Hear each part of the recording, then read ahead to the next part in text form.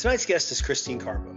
Christine is the author of 4 critically acclaimed novels, The Wild Inside, Mortal Fall, The Weight of Night, and A Sharp Solitude. Author David Morrell calls Christine Carbo's work highly recommended for readers who enjoy smart suspense with a breathtaking locale and richly developed characters. Christine is a recipient of the Women's National Book Association's Pinkley Prize, the Silver Falchion Award, and the High Plains Book Award. She lives with her family in Whitefish, Montana, near Glacier National Park, where so much of her stories take place.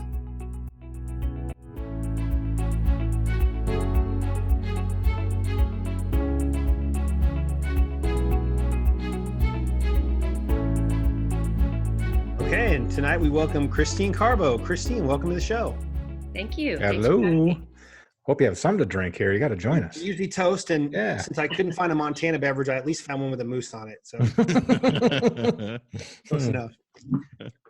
So I want to jump right into kind of the overall picture of your novels. The setting of your novels, Montana, in Glacier National Park in particular, it feels like a character unto itself when you read the books. It's got half beauty, half savagery, and but it's intrinsic to the story. Yet you're widely praised for your rich and authentic characterization. So I kind of want to know how important is setting to you, and how does that affect the characters in your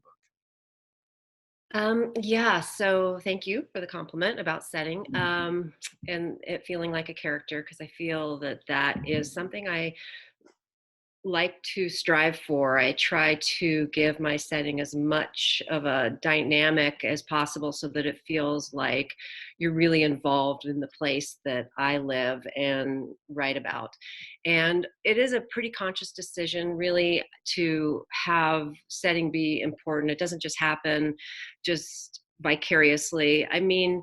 In fact, it was so important that it is literally the way I started The Wild Inside, which was my first book that came out. That was the first thing that popped into my mind, or the first question that came into my mind, which was, where am I going to set this story? And so many great crime novels that I've read or the ones that I love and am particularly fond of, are really steeped in a strong sense of place. And so I felt like I wanted to do that as well, but it as crazy as it sounds, I live in Northwest Montana. I live not very far from this really stunning scenery of Glacier National Park, where millions of visitors come to visit every summer.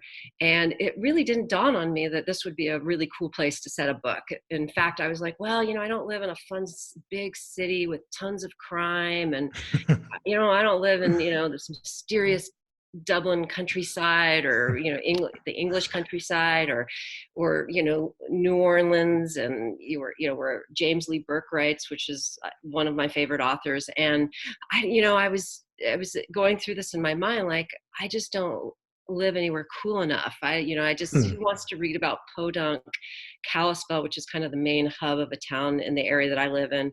And then it dawned on me that, wait a minute, I live right next to Glacier National Park, and it's a very cool setting, and it's a place that I love so much. And so once I decided to set the book there, the rest kind of came into place for me, the plot, the characters.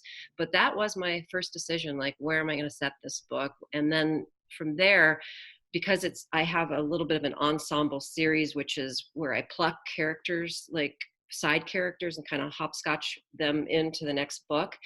Because I have that dynamic going, I end up pretty much with similar setting for all the books, the same universe. They're not all in Glacier National Park, because I don't want to be tripping over dead bodies there, but I have the story kind of set in and around the area so that it works out. All those dead bodies. Tripping over dead bodies. So speaking of your surroundings, I had some property up in Montana, and I got to know that Montana has some pretty unique characters that live up in and around that area. So do you find some of your characterizations of your book characters in your travels in and around the town there, or is this something that's kind of manifests inside your head? A little bit of both. I don't ever take a character from anyone that I know specifically. That would be, I feel like that would be unprofessional of me to just use somebody that I know. Mm-hmm. But there are certain types, certain and you don't even want to have really a stereotype of a person, but there are certain characters that just are drawn to this area, like you said, that live here. And certainly it's fun to tap into some types of people, some types of thinking, some types of ideologies that certain characters might have that do exist in the area. And so again, they're fictional people, but I try and keep them true to what this place is about, Yeah. and how they might fit in to the area.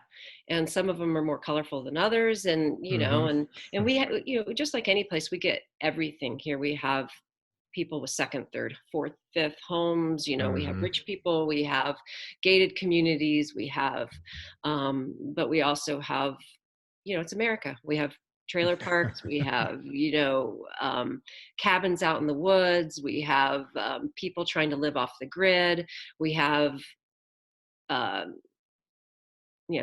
neo-Nazis, we have it all here. Yep. I saw a lot of them too. You did? Oh, really? yeah, man. Yeah. Montana's awesome, but it's diverse. Well, I mean, I don't know how diverse it is in terms of actual ethnicities, but no. I mean, in personality. Diverse in terms of character. Yeah. Oh, yeah. And I don't know. I was watching this movie one time, a long time ago, with Al Pacino.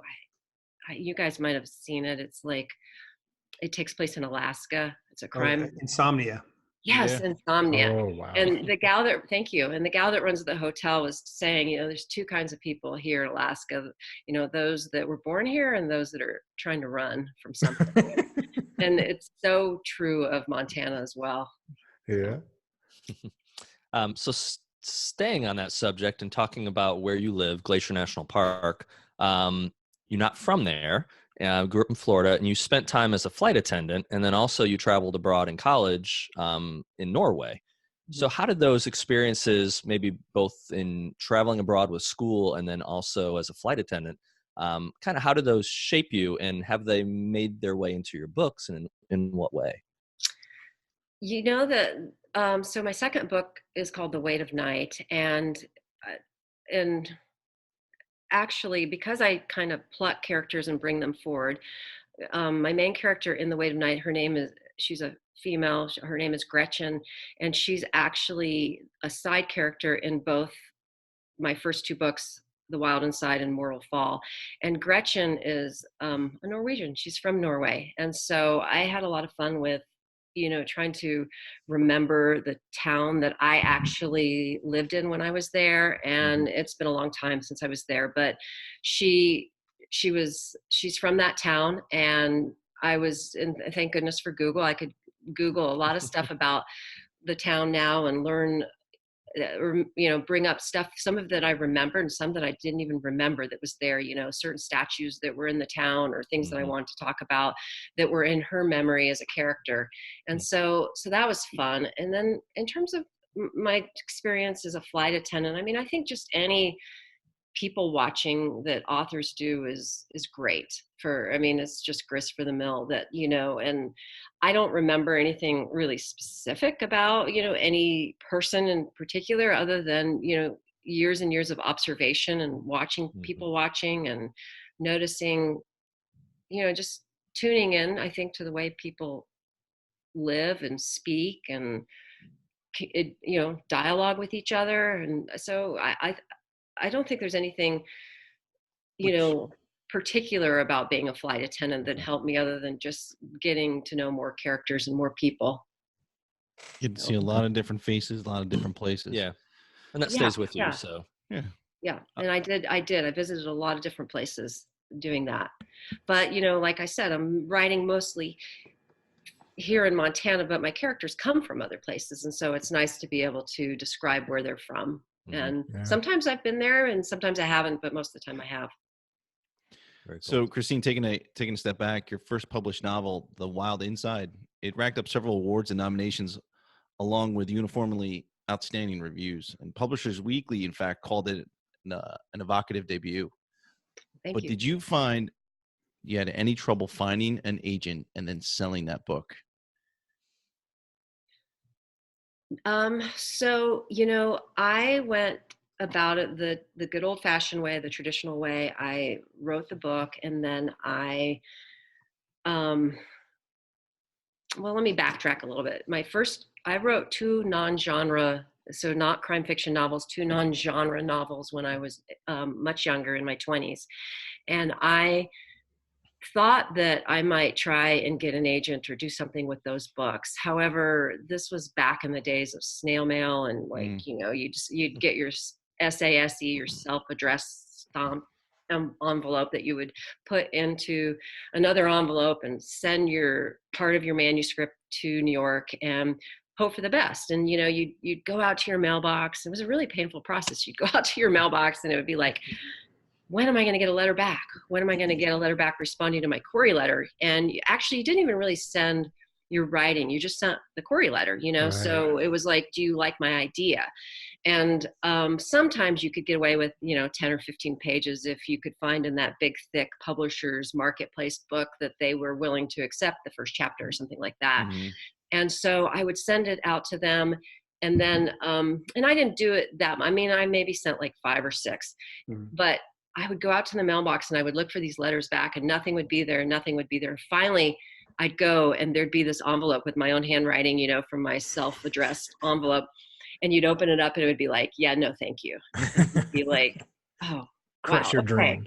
Yeah. After 3 months of waiting, just that's it. No, thank you. And so I was like, I don't know if this is the thing for me or not. I just felt a little insecure about the whole process. And so I thought, I'll just write another book. So I started to write another book. And the first book I wrote in my 20s took me like 4 years. And then the second book I wrote took me 2 years. And I thought, well, maybe I took that one like a little more seriously, like, well, maybe I can really get an agent this time with this book. So I started that process again, and it was still snail mail. This was back in the 90s.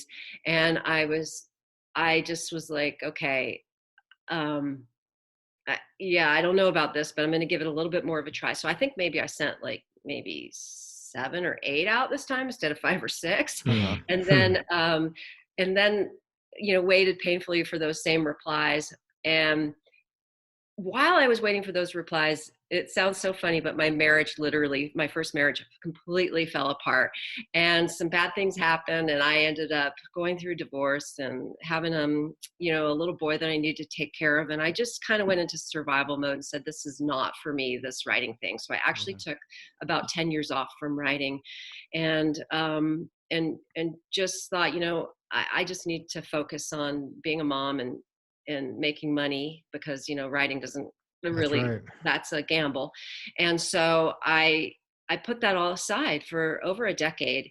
And when I came back to it, I was very deliberate about it. And I thought, if I'm going to do this again, and because these dreams that you have, you think, oh, I can just quit that and not do that, but they don't leave you alone. Like there's this whisper that happens, like it's just, and a friend warned me, she's like, oh, you wait, you're not going to be able to quit writing forever. And she was right. And so after 10 years, it really started to haunt me that I needed to get back to it. So like I said, I was very deliberate about it. I said, I'm going to write what I like to read, and what I like to read is crime fiction. And so I wrote The Wild Inside in about a year. So I cut that, and I kept cutting my time in half for writing a book. And I wrote The Wild Inside in a year.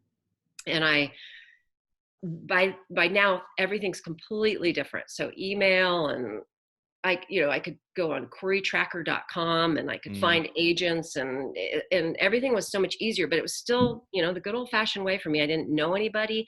So I submitted, I got a list and researched their submission guidelines online, and just sent out some query letters, and was pretty fortunate pretty quickly. And had a couple of agents interested in it. And one of those agents took me on, and I did some work with her for a bit on the book, did some revisions, and then we started trying to sell it. And I got a few offers from a couple different places. And how long did that take from the moment that you submitted it to the you're in the submission process? So the submission process was quick for me, very quick. So I think it was about 2 weeks. Wow. Ooh, nice. Fantastic. That's Yeah. awesome. Yeah, it went pretty quickly. I mean, it might have been 3. I'm trying to remember, but Still super quick. it wasn't a whole month, 3 max.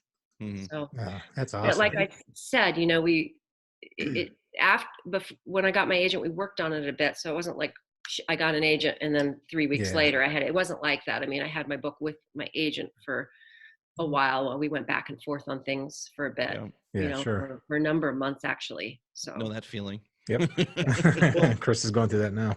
Yeah. Chris's life. Oh, you are? Well, congratulations. Yeah. No. That's why I asked how long it took for you to get some bites back from. And it's different for everybody. Yeah. Yeah. So don't, my story is not going to be everybody's story.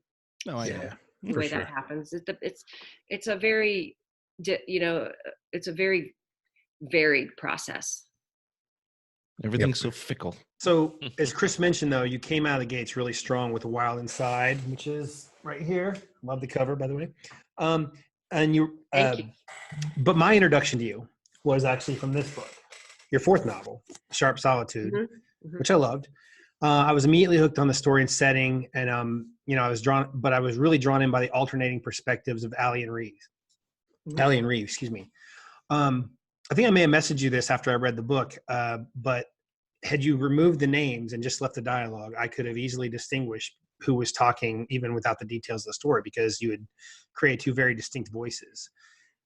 Did you spend a lot of time during rewrites ensuring that those voices remained unique from each other, or was it just very organic? Well, I have to say Allie was more organic for me being female. And so I spent a little more time with Reeve and trying to get his voice more authentic to him. And, not a ton. I mean, I had written The Wild Inside and Mortal Fall both from the male perspective, from first person male. And so I'm fairly comfortable with that. I grew up with brothers. I mean, I don't know exactly why I'm comfortable with it, but I am. And so, Reeve wasn't completely foreign to me or anything like that in terms of writing from a male perspective, but he was a tough character, because any character that kind of wants to remove themselves a little bit and be in the solitude, like he does, and be left alone, so to speak, is challenging to write, because I mean, characters, you bring them to light through their dialogue, right? And through their, through all their interaction with people. So if you have somebody who's a little bit of a recluse who wants to just be left alone, it's this push and pull between trying to get their personality on the page and them wanting to kind of back away and not be on the page, right? So he was a challenge for me that way, like how to really bring him forward being that kind of person. Gotcha. I was just really impressed, because like I feel like if I were writing a book like that from different perspectives, I would have to really guard against writing in the wrong voice in the wrong chapter, and there was no bleed over. I mean, it was just I told my wife about it immediately, and that's when she got hooked on your book. So it was kind of a well, thank you so much. I appreciate that. Yeah. I mean, it's every book is challenging with something, with some different aspect, and I really enjoyed writing A Sharp Solitude. Yeah. The 4 of us guys, we're all writers and we're our own toughest critics. Where do you fall in that statement? Do you find yourself harder on yourself than most of the others? And if so, has it gotten easier over time? No, actually, I think it's gotten a little harder. It's like you don't know what you don't know when you start. Yeah. And so you kind of just, for me, I just dove in and I just did my best with, what I had, what I thought I knew, and what I didn't know, I didn't know. But now being in the business for a number of years, and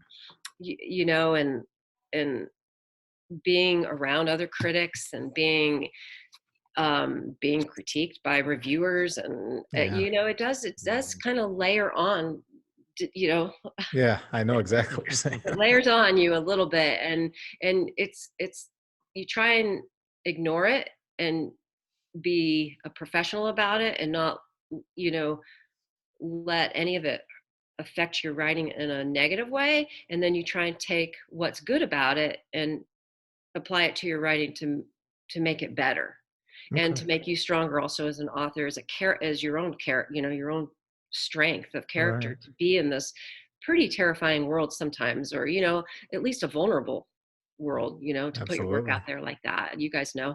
Yeah. So it's just a dance, it's just a game that you know, it's just um a balance of how much of it to let in and how much of it to not let in. And when, in fact, when I was younger and I wrote those first two books that I told you about that I didn't do anything with, I was part of a couple of writing groups um, that I didn't have a problem with. I loved them. They were great people. I don't have any complaints. But when I came back to writing The Wild Inside years later, after taking that decade, more than a decade off, I made a choice that I would write without a writer's group, that I would not listen to any voices that were Hmm. critiquing me. I just thought, you know, I'm just not going to do it that way. I'm just going to see if I can sit down and listen to just me and what's in my head and what I need to do. And I'm not saying I always will work that way, but at that point I was like, this is just what I need to do for where I'm at. And I didn't want any critiques. And I'm not saying that's smarter. I'm not saying one way or the other way. You know, everybody has to find their own process as a writer. Right. For me, it worked to finally shut that out, because I'm a fairly sensitive person and I do take in critique a lot, Yeah. and pretty seriously. So it was essential for me to block that out in order to really to get done what I got done with those first four books that are out there. And but I'm not saying I'll always work that way. You know, I'm not Hmm. opposed to joining another writers group. I just needed to not be Mhm. there at that Right. moment. Well, I'm glad you said that, because that's the route I took. So I feel better Is it? already. Yeah, yeah. Yeah. Everyone's different, and like I said, I was part of, and I learned a ton from the writers groups I was in. So I don't regret being in them. I just knew Yeah. that it's just different times of your life. You need different things. So Yep. Well, with those four books now in the Wild Inside, the Mortal Fall, the Weight of Night, and Sharp Solitude that Sean was just talking about with you, do you feel like you're hitting your stride, or I mean, is it still fun and enjoyable, or is this now work? no, I love it. I love it. Am I hitting my stride? Well, those are two different Yeah, questions. I mean, one, I love it. And sometimes it feels like work, but that doesn't mean I still don't love it. true. Um, Two, I'm writing a book right now that has taken me forever. It's just taking a really long time. And it kind of shocked me, because the first four came really pretty smoothly. Mm. And this one is not. And it's been resisting me, and I've been resisting it. And it's just, and I don't want to say too much about it. I think it's finally getting to where I want it to go and what I want it to be. But it's taken me a lot longer, and at a time, and I didn't think that was going to happen. I thought, you know, I'm beyond that now. I do what I do, and I just get it done. And then it's like, whoops, no, it's not. It kind of threw me for a loop, that I actually was struggling so much with this book that I'm working on. And so yeah, so I don't want to make it sound like just, you know, certainly I think you get better. I think I've got improved as a writer from the Wild Inside until A Sharp Solitude. I think I've improved. But that doesn't mean it's always just going to be smooth, easy peasy, like get it out there. Hmm. And I think, you know, like you're a golfer and your game goes bad. I mean, I think that can happen. Yeah. Don't jinx really it. get scare to me. anyone. I don't want to jinx or scare anyone, but but even so, even if True. it does happen, you work through it, right? Oh, You yeah. know, You have Exactly. it to. makes you that much stronger as a writer. Yeah. Well, in talking about working through it and going through those struggles, how vital or how inspirational has been the writing community been to you? And have they really helped your career as you've progressed now through writing those 4 books and working on your new one? Yeah, I mean, so wonderful, the writing community. It's just Mm-hmm. some of the cool, I mean, I just really haven't met anybody who I haven't thoroughly enjoyed in the writing community.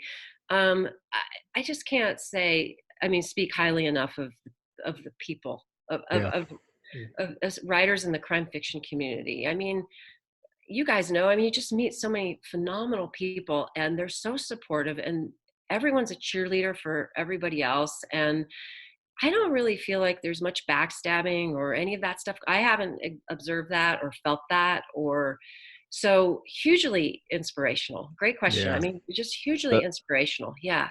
Yeah. the 4 of us keep saying, side note, off camera, when do we meet the jerks? When do we meet these Yeah. people that are True. just I know. Sure. It's kind of no? really phenomenal, really. It's, when you it's a think about shock, it. really. It Yeah. is.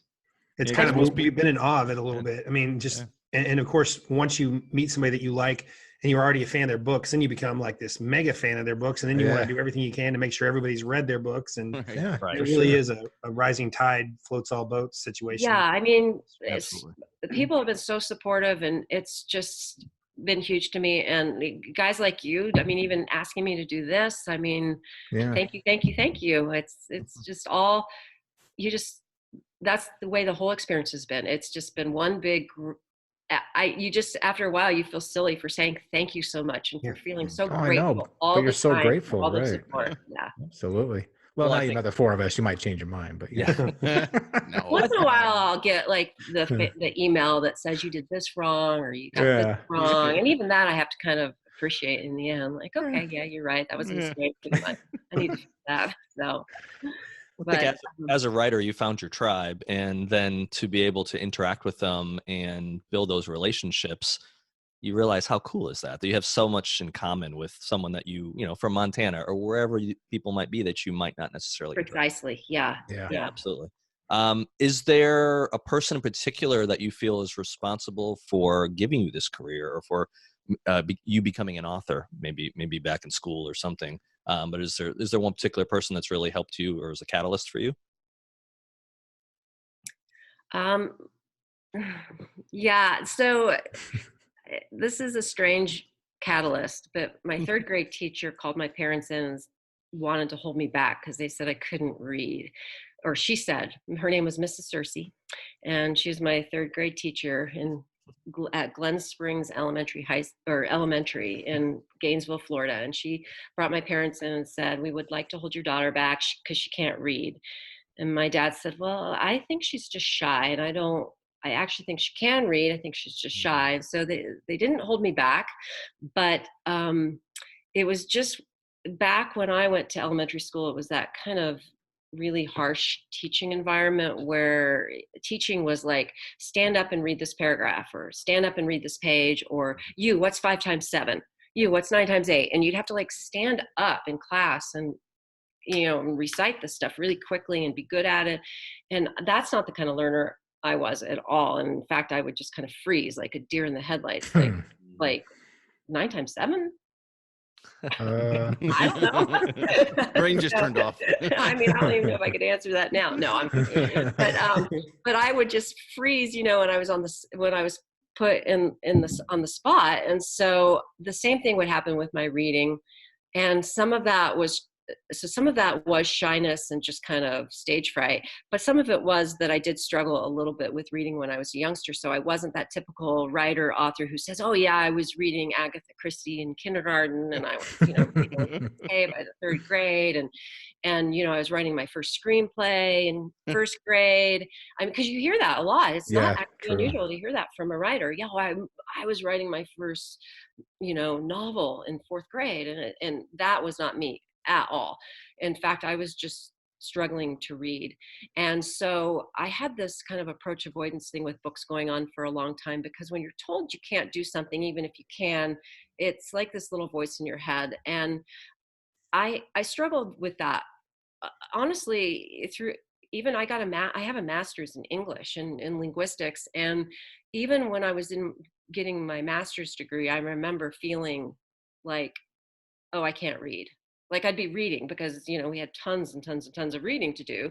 And I would feel like, oh my God, I have to save extra time because I can't read, which was not true. I actually obviously could read. Yeah. And, but I've always felt like if I can't read, then who am I to think that I can write? And so I had, again, this approach avoidance thing going on with even the whole writing thing for a long time, and didn't believe in myself enough to feel like I could do that. So by the time I worked through that and trusted in myself enough that I could write, and became an adult enough to look back on my life and kind of analyze all that. Sometimes I have to wonder if that third grade teacher didn't, in a weird, twisted way, inspire me to like, yes, I can. Like, You're you going to told prove me it I can't wrong. do this. Well, I'm doing it. And not only am I doing it, I'm writing books. Yeah. And so, I mean, I know that I don't think I ever had that conscious thought that that's what I was doing. But when I look back on it, sometimes I wonder if that was this kind of reverse inspiration thing for me Tough love almost. that made me bullheaded and like, I'm going to do this. I'll show you. Yeah. Pretty cool. Process. But I also just flat out had a dream to write. My grandmother was actually an author. She published 7 young adult fiction novels. So Awesome. it might be in the family a little bit. Little bit. Cool. Yeah. So as far as the process, I know you're not a big outliner. I've heard you say you generally have a rough idea where you're going and kind of let it unfold to some extent. In an interview, you used a phrase I loved. You said you write as far as the headlights, which I think is just a terrific visual image. Well, and I have to say that's not my metaphor, but still, I don't care. It's for someone heard it, so it's yours. It's Carbo. It's a Carbo. That's fine. Actually EL Doctoral, but EL Doctor. Okay. See, I was not aware of that phrase. Have you ever gotten a good distance into a story and questioned whether beyond the headlights was an impassable wall? Yes. And the story that I'm in right now, I think I mentioned how difficult it's been for me. And I have actually thought, this headlights, writing only that far. And I mean, the beauty of writing as far as the headlights is that everything's a journey and a discovery, and it's so much fun to kind of discover your plot as you go along and what shape your story's taking, and kind of trusting in the muse and trusting that experience that it's going to go the way it needs to go, at least enough for you to get a first draft. And then if you have to go back and revise, that's a different story. But when that's not working for you, it's very painful and frustrating. And it really begs the question, like, should I be outlining? Like, who am I fooling? Maybe a professional is going to sit down and outline the damn book. You know what I mean? But there's so many writers who are pantsers, they write by the seat of their pants. And so I know I'm not alone with that. And so many writers are outliners. So I think it's possible to do a little bit of both. And I've never been a strict outliner, but I have sat down and tried to okay, this writing only this far is not working for me at the moment. And so let me try and figure out further, let me try and figure out an overall plot. And that's challenging for me. It's really hard for me to outline, but I can see the usefulness in it. I'm in the same boat. And then I don't even stick to it once I get it. But sometimes it's just good to just kind of know, okay, I'm riding as far as the headlights, but I know I'm driving to California, right? I mean, it's good to know where you're going to go, right? Even if you don't know which route you're going to take to get there. I was going to say with my writing, I always have the beginning and the end, and I pray to God that something magical happens, In and the middle. it does. Yeah. So That you're the middle you're not much of an happens. outliner either then. Yeah. Nope, that's how it I'm works. not that much either. I outline on rewrites more than I do anything. I mean, if I'm going to outline, and even then, it's not that extensive. It's just, oh, hey, I need to fix this. So what if I did Yeah. this? Yeah. So It's fun to experience we're where a the story tribe. going to go. We're the Panster tribes. Right. So, Christine, why do you think readers of crime fiction want to escape into worlds that are brutal and violent? Well, I thought a lot about it. I mean, I think most of us crime fiction writers do think a lot about that. Mhm. I think that there's something to having the world kind of be corrected in that fictional way that is soothing to people. And even if you're reading something that's really upsetting or twisted, there's that kind of pact that you have with the reader that you're going to solve it to some degree. And even if you don't have the perfect ending, you're going to provide enough closure, at least by the end. I mean, even if it's not like a happy ending, you're going to have some amount of wrapping up. And I think that wrapping up makes readers feel like, I don't know, I mean, like the world is so crazy right now, and there's so much news and so much stuff coming at us, and we're reading it, and it just doesn't really feel like there's ever going to be a wrap up to anything. Like it's just this ongoing Just constant drama, constant. And Thanks for and these. because of technology, we're much more exposed to it than we ever have been in the past. And with books, there's that feeling like it's going to get wrapped up a little bit, even if it's not a happy ending or a perfect ending. Something is going to get solved. And so I think that that's a relief to readers and an Yeah. escape in its own way. Yeah. Yeah, I absolutely. never thought of it that way, but that makes perfect sense. And also, it's we like to look at the bad stuff. We like to, the the kind of Weltschmerz, or the Yeah. Schadenfreude. We want to drive by and kind of crane our neck and see the car accident. And we want human nature. We want to know what's going on behind those scenes, and so we don't necessarily want to experience it or live it, but we want to know about it. And so Acknowledge it. Yeah. I think the knowing about it and the reading about it, paired with the fact that it's going to get somehow resolved to some level, is just a compelling place for us to be. Yeah. My experience with Montana, well, I live in Colorado, so kind of a similar situation. Most people that live in our region of the country typically have a real fondness for nature and kind of have, some sort of being in tune with it. And everybody kind of uses it differently. Do you have any habits or daily things that you do that would involve that? Do you go on a hike before you read? Do you drink your coffee and watch the sunset? How do you kind of interact, and how does that kind of set you in the right tone and mood for your work? So I have two very energetic dogs. They're they're actually labradoodles. Oh yeah. My husband has allergies to the dogs, so we have to do the poodle mix to cut down on the dander. Yeah. And they basically make me walk them every day, because I gets to the point with my writing that they come over and they start knocking my hand off the keyboard, like, come on, they use their muzzle, knock my arm off, like you're gonna walk us. And so I live, I'm very fortunate. I can go out and pretty much walk anywhere and be out in the woods.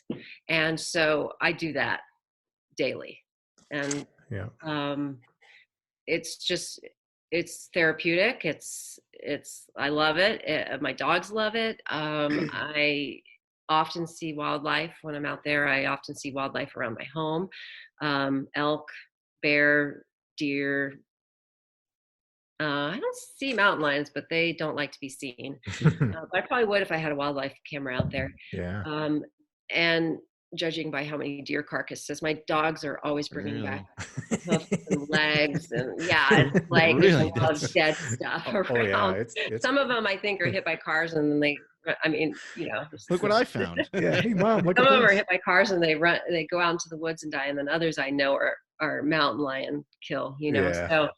And I see tracks. I see mountain lion tracks. I see grizzly tracks. I see bear tracks. The bears have gone into, I think they're hibernating now, although I did see a bear track just first week of December, and I was surprised he was still Wow, that's out. late. Yeah.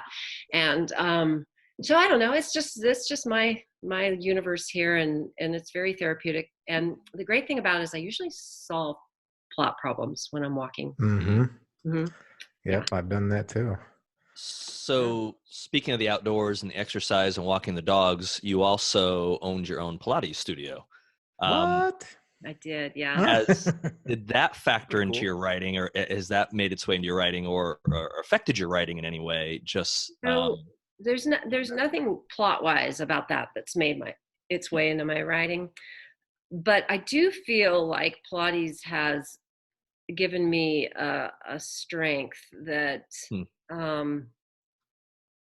I mean, Pilates is about core strength to begin with, but it's about a kind of a mind-body connection also. Mhm. Sort of, not like, it's very different than yoga, but yoga also has that kind of mind body, even more spiritual kind of a process with it. Sure. But Pilates is more just about kind of having the strength of mind to control your body and your movements in a way that's super balanced and super effective. And so that alone, I think, has made me not just stronger, because that's the obvious, but stronger in my mind. That makes better. like, Yep. yeah. So I'm not so scattered, or unable to Interesting. It centers solve. your thought process. Sounds like we all crew It needs can. to go to Pilates. Yeah, very good. You'll see me cry important to stay openly. healthy that way and balanced, and I think that's what it's offered me, and kind of been, I think it's kept me centered. Yep. It's been, publishing can be kind of a crazy world, and then there's lots of traveling and Yeah. a lot of events, a lot of things to do, and it's important to stay centered through it. Yeah, Absolutely. have some kind of routine. Yep. Yeah. Okay, now we touched on this a couple of questions ago, but if you banish the dragons, you banish the heroes. Tell us a little bit about the significance of that quote to you. I read that was a quote you enjoy quite a bit. Yeah.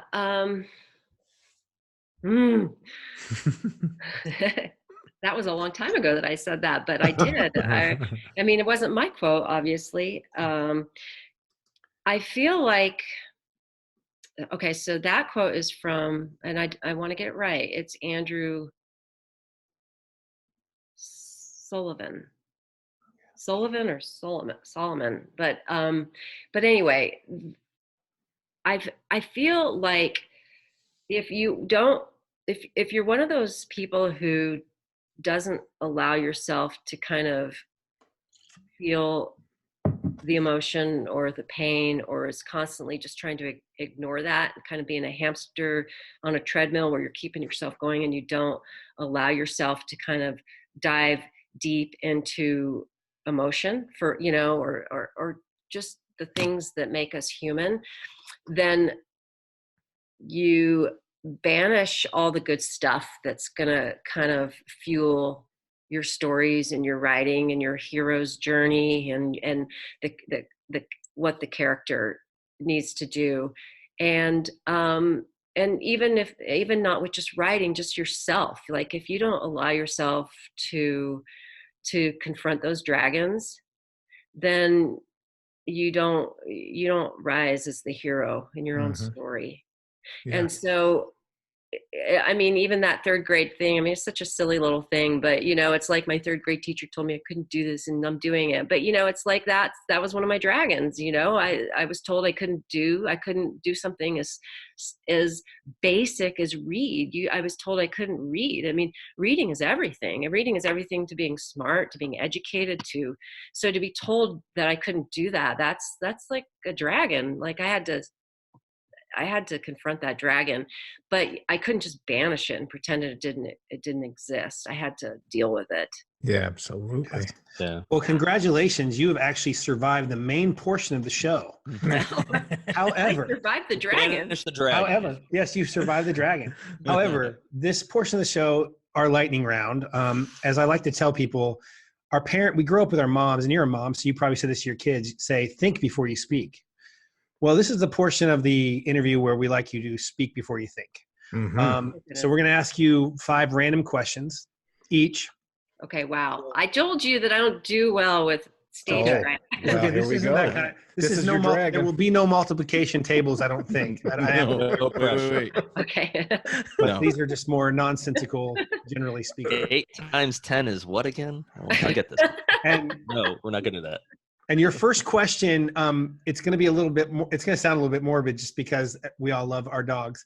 But this is based on something that I actually semi-witnessed it in Colorado. Okay, so you are walking your dog tomorrow and a bear or mountain lion rushes out of the brush and grabs your dog. How long do you battle to save your dog?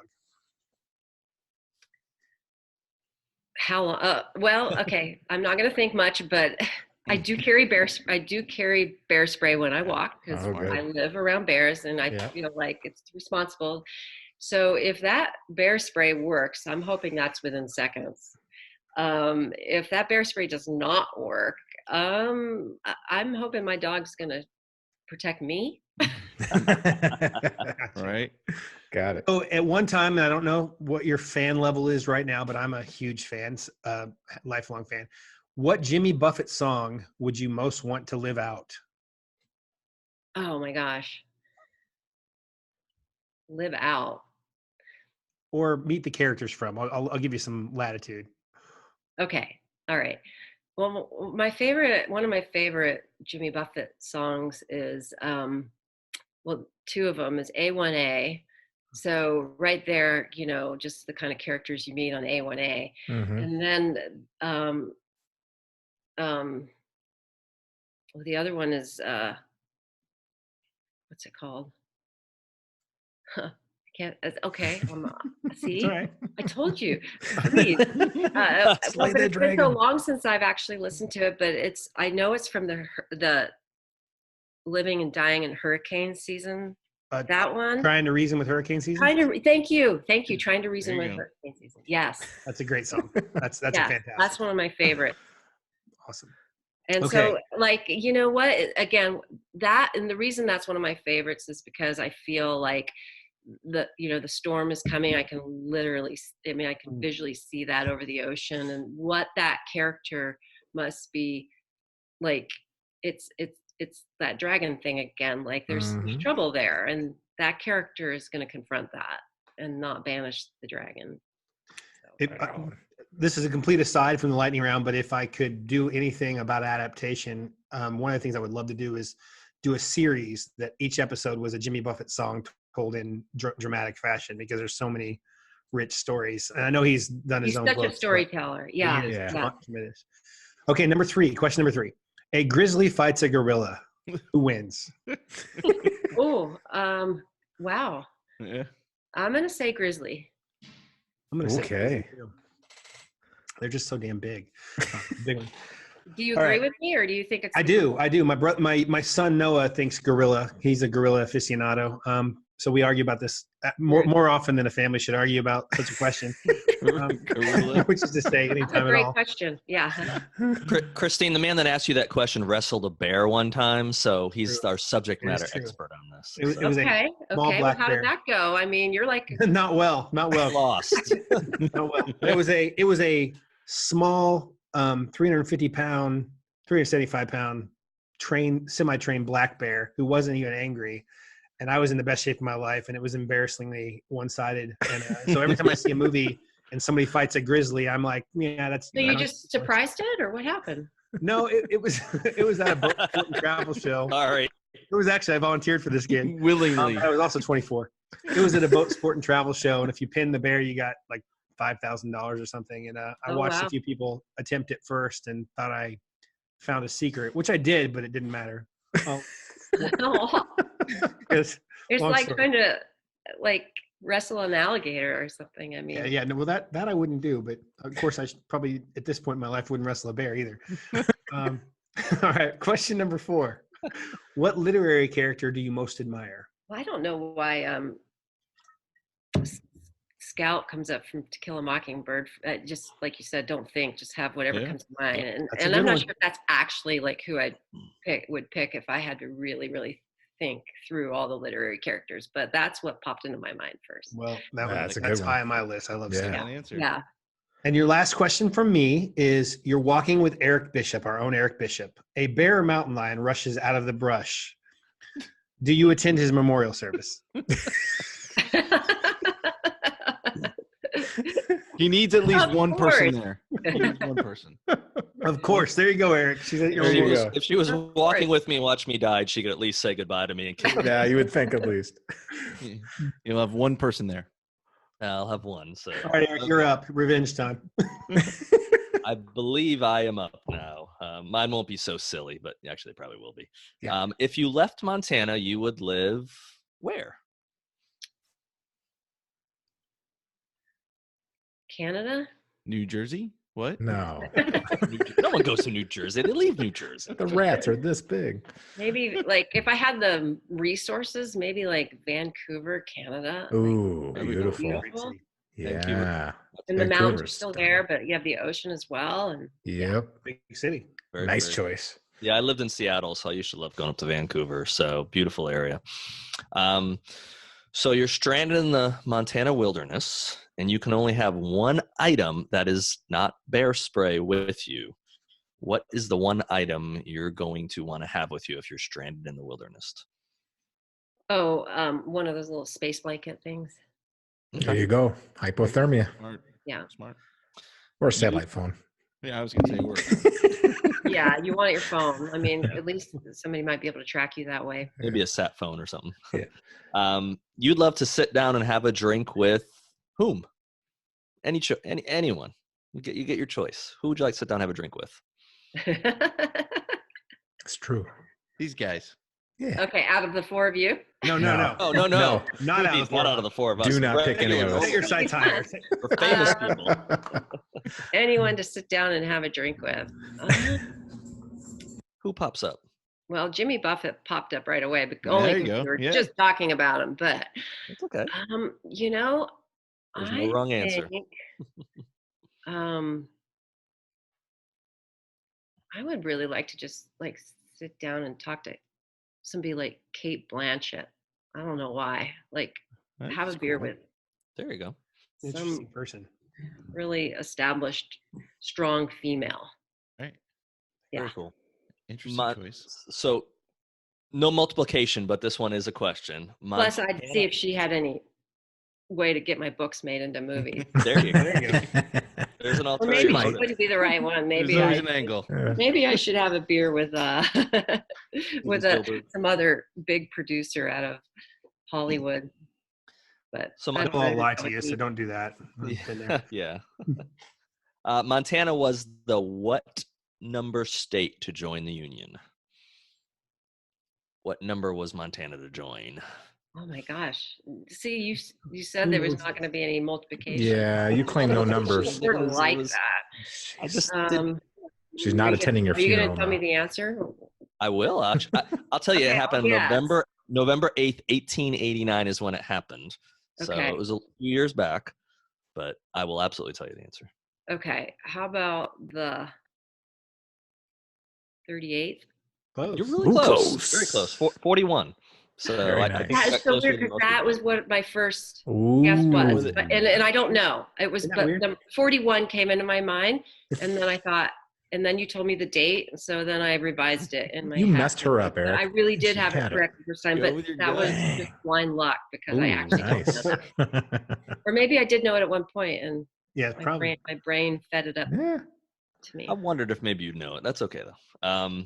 So the whole crew is out visiting you in Whitefish, and again we're out on a hike with you. I think that's what you're doing if you're in Montana. And again, a bear attacks. It's gonna eat one of us, not you. It's gonna eat one of the four of us. Which one's it gonna eat? Because of Chris and Of course.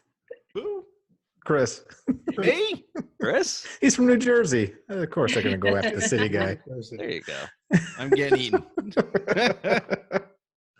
Well, that's not going to happen because I'm going to stab Eric in the leg, and he's not going to be able to run. All right, Michael, you're up, sir. All Give right. me your bear spray so I can survive, Christine. Please. I have kids. You Okay. definitely need to have the bear spray. Yeah. Oh, yeah. Just Yeah. not the flavored kind, because that would really. All right. Yeah. Having spent your early childhood in Gainesville, Florida, do you feel cheated by Meg Gardner stealing the Florida Man headline tweets? Shouldn't you be the person that actually maintains that? For one thing, I have to confess that I'm really horrible at social media. Really horrible. So she's going to do it justice. Yeah. Much more than I am. Yeah. And yeah, I could probably do that kind of thing in Montana. But I mean, Montana's not, we talked about the characters here. It's not quite as Yeah. crazy as Florida, really, but it has It has a few. It has Yeah. a few. So maybe I should start that. That's here. right. A Montana man. Montana. Okay. We're claiming you for that. That's your thing. All right. You Number guys two. can help me. You can send stuff my way and I'll We read. will. Okay. We can do Keep our eye that. out for it. Do you own a salmon smoker? No. What? I You don't. live in But Montana. we should. Yeah, you should. Okay. We know we're getting you for Well. Christmas. Write that down. Okay. All right. Do you and CJ Box require permission to enter each other's states? Is there some sort of do you guys have to have some sort of tribute when you're coming across the state line? You know, I don't even think I have met CJ Box, and I would be curious to see if he even knew. I mean, who I might not be in his remember you. league. He Yeah, might he not knows remember who you who are. I am. I bet he's where you work. I bet he would. Yeah, I heard the real thing is between him and Craig Johnson. Like, there's got there's Mhm. that going on. Like, since Yeah. they're in more direct competition than me. All right, number 4. And you kind of alluded to this earlier. The last time you woke to a dead carcass outside your window. Daily, I mean, really, my dogs just find them, and there was one right out back just the other night, and I knew because my dog would not leave me alone. He just kept wanting to go out in the middle of the night, and that's how you know when you have one like in your yard kind of thing, because he just was like, I got to go out there. I got to go out. I got to go out all night. Something yummy's out Really there. annoying. All right, my last question. Do we really have to turn off our electronic devices for takeoff and landing? Or is that just some passive aggressive way to get back at all the creepy and crazy commercial passengers? I feel like everyone cheats on that, and Mhm. so I'm thinking we don't really have to, because I don't know. I mean, do you think it's 50-50? I mean, how many people do you think cheat? Do you all cheat? half the plane. Yeah, easy 50-50. At least half the plane. 80% At least of half the the plane. plane. So, and that hasn't messed up any takeoffs or landing as far as I can tell. Not that I've Well, been- you know what? My haven't brother tried is a yet. pilot for United. I will ask him See, Oh, there you wow. have it, folks. and get back to you. So yeah, this will be our first report back to the crew. Yeah, I'll email Sean and let you know what the answer is. We want to hear it now. I was going to say, film it and put it on Twitter. That's right. Right. Yeah. We do. When I was flying, I flew a lot. I was on the vice president's detail. Yeah, I would fly on AF2 often, and no one ever turned off their phones. See, there you go. On Air Force 2, it probably has a few extra Yeah, features. a few countermeasures. Yeah, it doesn't. So, Christine, Montana is roughly 2,600 miles away from Mexico. So, why is the official state motto Oro y Plata? I have no idea. Me Neither do neither. I. So No clue. I actually read that's it was picked that because it sounded nice. No joke. I read that's what I read. That's a good enough reason, I guess. I thought that was Spanish for ingrown toenail or something. I don't know. I'm that wrong. I live in a small town, and the sign under the name of my town says "the nicest place I know." And every time I look at it, I just like, oh my goodness, what's with these people? Is it though? Is it? Yeah. Is it? No. Nah. It's actually nice, yeah. But Well, that not the person, nicest. the person that made the sign hasn't left town, so it's Probably still the it's literally mayor the for nicest 40 place. years, exactly. So, how much bigger is the sky in Montana than here in Virginia? Is it that At big? least 9 times bigger. More math questions. You guys, you didn't listen know, to I it. know. But she nailed this one. She nailed it. It's so true, though. We wrote him ahead of time. Come on. Now, It really is big. I think that it's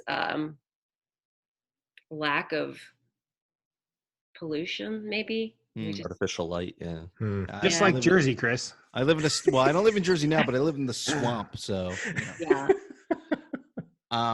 And so you were talking about your dogs earlier. Other than legs of elk or deer or whatever else, what are you getting them for Mostly Christmas? deer. What are you getting them for Christmas? The dogs? Yeah. Well, they still like their Petco stuff, so A new bed. honestly, I have bought so many things for them, and they just shred them and chew them. And so you have to buy like the hardest, like the thing that's the least indestructible. And the thing that's actually been the least indestructible is a deer horn that my dog brought home. And so it's actually really pretty. If I had it on my desk, I'd show it to you, but it's not. It's downstairs, and it's on the fireplace mantle. And every once in a while, I just pull it down and give it to the dogs because they'll chew on that for hours. And I it was free. Got to get one of And it's those. free, and it's really pretty too. It's like it looks like I have a German Shepherd that can chew through cement. It's sad. I know it's you can't buy like rope toys or No, they're other- gone. Swallow the string and Yeah. it's dangerous. So my next question, Chris. my next question, you're gonna have to think a little bit on this one, because I do want an answer. If corn oil is made from corn and vegetable oil is made from vegetables, what is baby oil made from?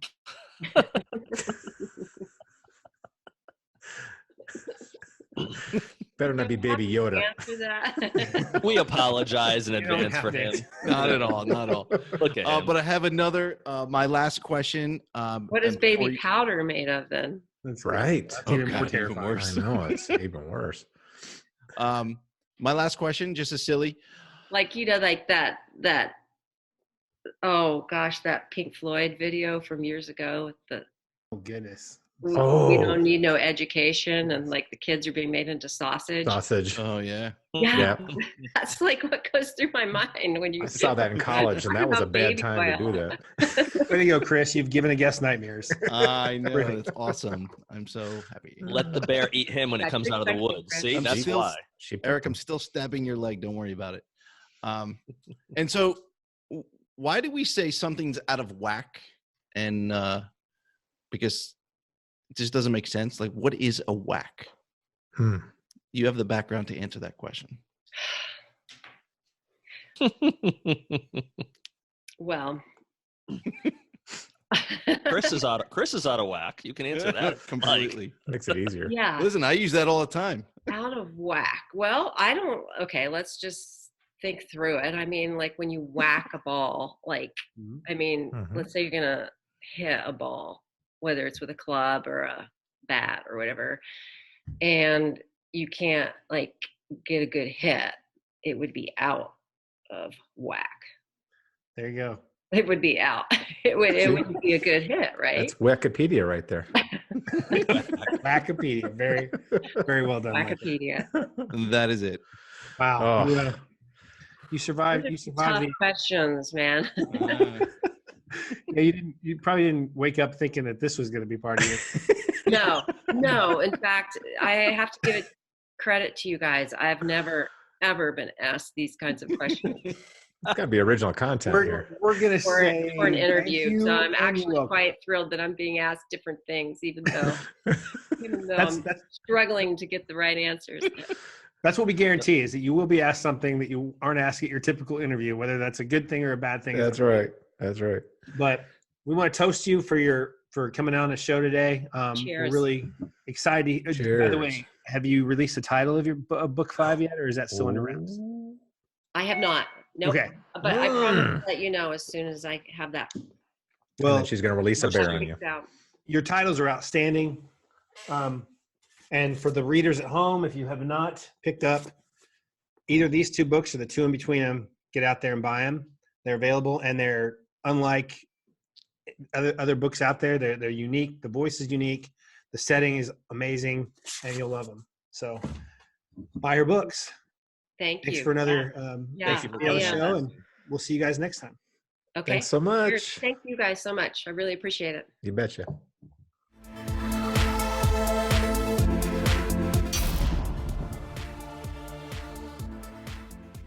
I want to thank Christine Carbo for coming on the show tonight. Go out and buy her books. Follow us on Twitter. Like our stuff on YouTube. Leave a comment. We'd love to hear from you.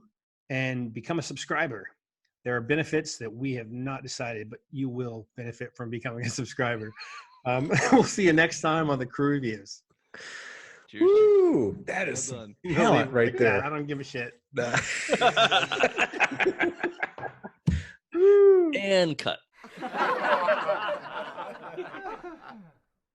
Don't look at any of the boxes because we know Chris is going to try to mess you up. So just read. And 3, 2, 1. Please follow us on Twitter. Like this. I'm sorry. Let me do it one more time. I just got my off. I want to thank our guest, Christine Carbo, for coming on the show tonight and talking about her work. And why do I freaking ad lib? Read it. I don't have anything written. Then can't read it. Please follow us on Twitter. Follow us on, God, what is it called? Freaking YouTube. I don't have time for this. I don't either. I'm good. I want to thank Christine Carbo for coming on the show tonight. He wants to create a blooper reel for you. He's trying as hard as he can in the back of his mind. Hey, listen, next time you're doing it, I'm going to write you something. You bastard. I write my intros. I don't know why I don't write my outros, because like the first couple times I did it, no problem. And then after that grainy thing, it went to hell. You're a beautiful man for it.